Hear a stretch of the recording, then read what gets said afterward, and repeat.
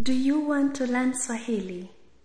Hi, my name is Esther, and I will be teaching you simple and useful Swahili phrases for beginners. In today's lesson, I will be teaching simple phrases for checking in on friends, family, and showing care. Ready? Let's go. Hi, friend. Hujambo rafiki. Hujambo rafiki. Are you fine? Umzima. Umzima.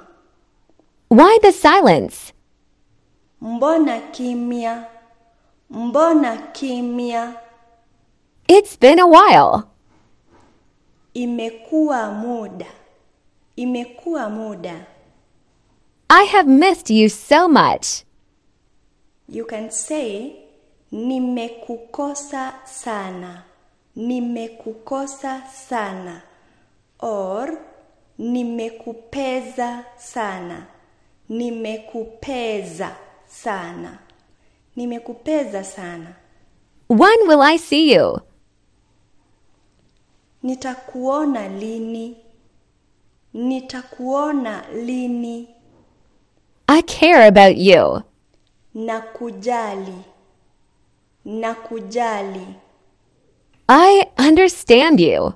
Nakuelewa. Nakuelewa.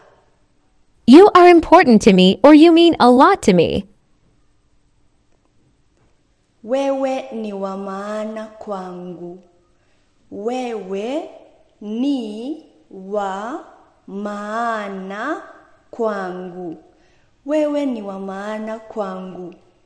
Your happiness matters to me. Furaha yako ni muhimu kwangu.